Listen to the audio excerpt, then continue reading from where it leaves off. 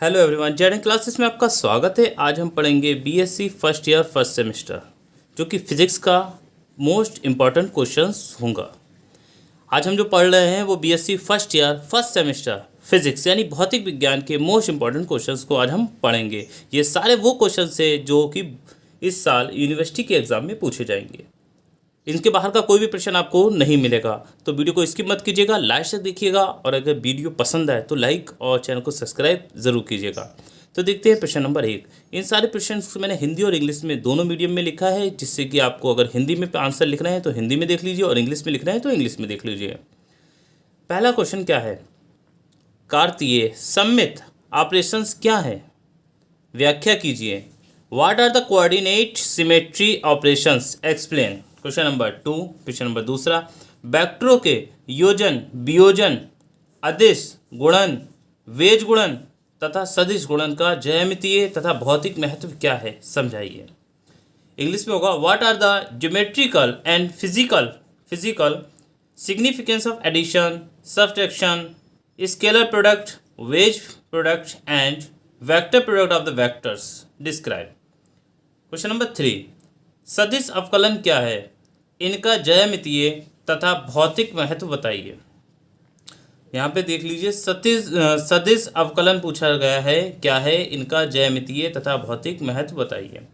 English में, what is the vector differentiation?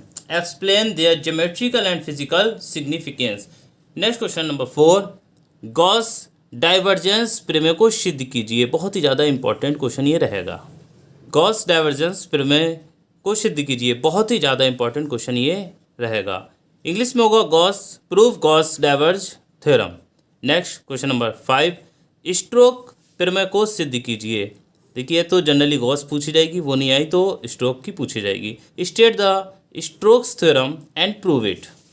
Question number 6, Green प्रमेय को बताइए एवं सिद्ध कीजिए। इंग्लिश में, state Green's theorem and prove it.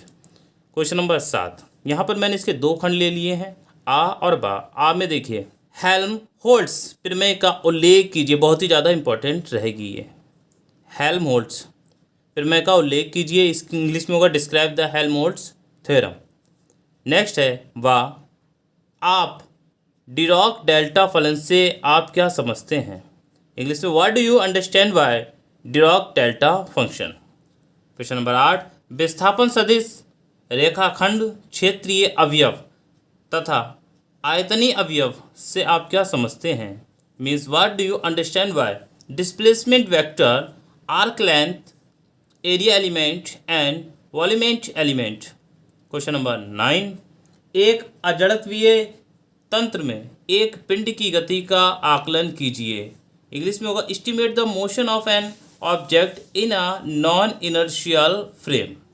Question number 10, सममित तथा असममित टेंसर क्या होते हैं? समझाइए। Means, what are the symmetric and anti symmetric tensors? Explain.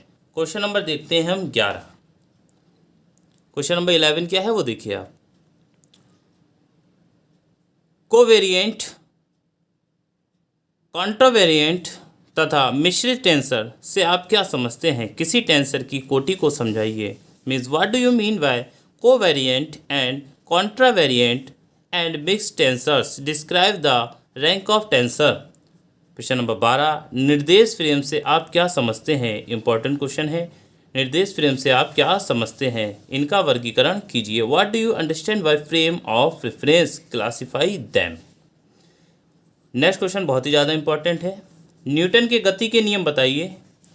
Newton के गति के दूसरे नियम से पहले नियम को परिभाषित कीजिए। मतलब दूसरे नियम से पहले नियम की परिभाषा देनी है आपको। इस नियम की सीमाएं भी क्या हैं ये भी लिखना है आपको।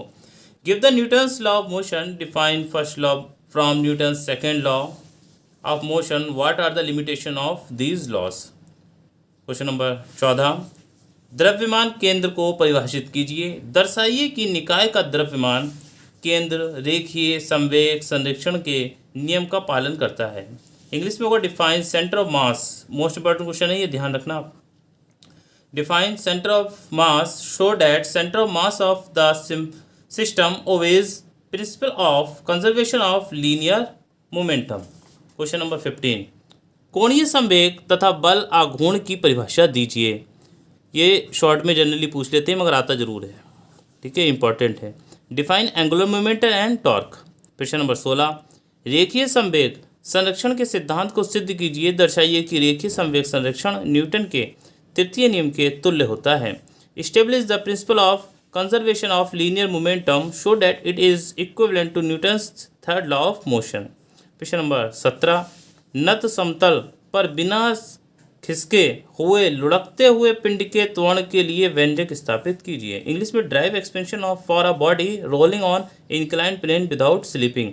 यानी एक इस तरीके का प्लेन है, इंक्लाइंड प्लेन है एक, उससे क्या हो रहा है, कोई पिंड जो गोल है वो सरक रहा है, तो आपको क्या बताना है, बिना सरके ना, और लुढ़कता हुआ, इस तरीके से लुढ़कता हुआ अगर वो चले बिना सरके हुए तो उसमें जो पिंड होगा उसका व्यंजक स्थापित करना है। प्रश्न नंबर 18, कैप्टिलीवर क्या है। कैप्टिलीवर के स्वतंत्र सिरे पर अपनमन के लिए व्यंजक स्थापित कीजिए। What is cantilever.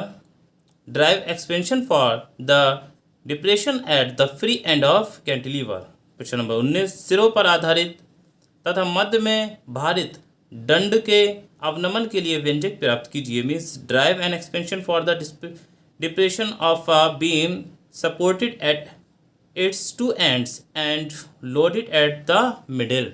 Next question है क्वेश्चन नंबर 20, प्रत्यास्थ गुणांक y के ईटा व के बीच संबंधों का निगमित कीजिए। Reduce the relation between elastic constant, A elastic constant से वाई के एन एंड इनके बीच में आपको क्या करना है, एक गुणांक स्थापित करना है, संबंध बनाना है आपको सीधे।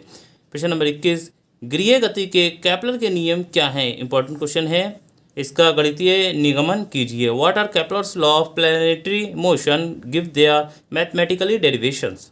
प्रश्न नंबर 22, किसी पतले गोलीय खोल के कारण, इंपॉर्टेंट क्वेश्चन है ये, किसी पतले गोलीय खोल के कारण बाहर बिंदु पर खोखले पृष्ठ पर गुरुत्वीय विभव एवं गुरुत्वीय क्षेत्र की तीव्रता का व्यंजक स्थापित कीजिए। Obtain the expansion for the gravitational potential and gravitation field at point outside the spherical shell on the surface of the spherical shell. यानी आपको क्या करना है, खोखले एक गोला है उसके बाहरी बिंदु पर और उस पृष्ठ पर आपको क्या निकालना है, गुरुत्वीय विभव और गुरुत्वीय क्षेत्र की तीव्रता के व्यंजक स्थापित करना है। प्रश्न नंबर 23, पलायन वेग तथा कक्षीय वेग से क्या संबंध है, में क्या संबंध है आपको बताना। What is the relation between escape velocity and orbital velocity. Important question है, पढ़ लेना इसको, आएगा जरूर।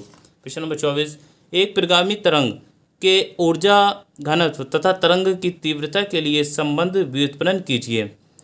Drive a relation for energy density and intensity for a progressive wave. प्रश्न नंबर 25, चालित या प्रणोदित सरल आवर्ती दोलक के लिए अवकल समीकरण प्राप्त कीजिए तथा उसे हल कीजिए। Drive and solve the differential equation of a driven harmonic oscillator.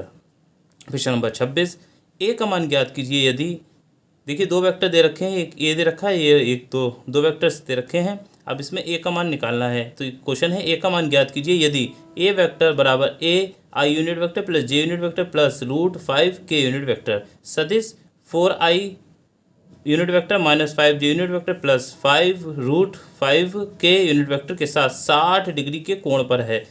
आपको ये बताना है, दो यूनिट वेक्टर हैं जिसमें 60 डिग्री कोण पर ये हैं, तो आपको ए का मान यानी ये ए का मान निकालना है। Obtain the value of a if a vector a equals to a i unit vector plus j unit vector plus 5 root k unit vector makes an angle of 60 with vector 4i unit vector minus j unit vector plus 5 root unit vector.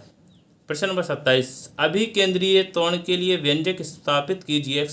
Establish the expansion for the centripetal acceleration. प्रश्न number 28, कल्पित बल क्या होते हैं। What are fictitious pseudo force. ये वो 28 questions मैंने आपके लिए लेकर आया हूँ जो बहुत ही ज़्यादा इंपॉर्टेंट हैं, जो आपको एग्जाम में लगभग मिलने हैं। कुछ शॉर्ट्स क्वेश्चंस रह गए हैं, यदि आप चाहते हैं मैं उनकी भी वीडियो आपको प्रोवाइड करूं तो मुझे आप कमेंट करिए, और यदि आपको वीडियो अच्छी लगी तो वीडियो को लाइक और शेयर करना ना भूलिए और चैनल को सब्सक्राइब ज़रूर करिए।